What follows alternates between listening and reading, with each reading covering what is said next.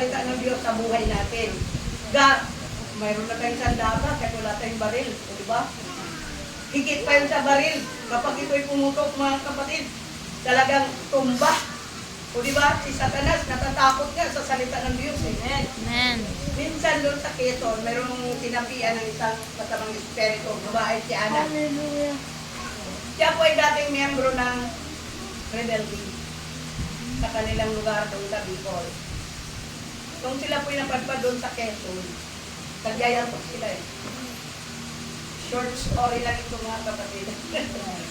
Nung siya ay sinapian mga kapatid ng masamang espiritu, itong pastor namin, itong pastor Hope Andrea, ay nagsasabi, nagbibigay ba siya ng babala? Kung mahina ang iyong Holy Ghost o mahina ang iyong pananampalataya, huwag kang lumapit. Huwag kang mag-review. Kaya kami naman mga, siyempre, baguhan lang kami. Baka, ano mangyari kung maglapit tayo at mag-review tayo? Sabi, baka madadaig ka pa ng kapangyarihan sa Satanas na nandun sa tao na umano sa kanya, umalinis ba?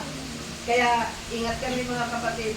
Pero nung si Pastor Bob ay daladala yung Bible, sumisigaw yung sumanib doon ng mga espiritu. Huwag ka lumapit! Huwag ka lumapit, napapaso ako. O, di ba? Doon na ang pagkakataon na tinanong ni Pastor Bob. Sino ka?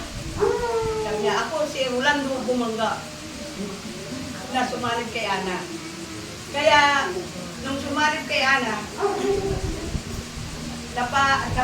napalayas yun ni Pastor Bob dahil nirebuke niya at sabi niya, kung hindi ka aalis sa katawang ito, babautismohan kita. Isasama kita ng pagbautismo sa pangalan ni Jesus. Sabi niya, hindi, aalis na ko. Umalis siya. Diba? Nung umalis na siya mga kapatid, sumanib na naman sa ibang tao. Rolando Bumanga pa rin. Kaya magsipag-ingat tayo mga kapatid sa ating paglilingkod sa ating Panginoon. Huwag tayo magpakakampanse.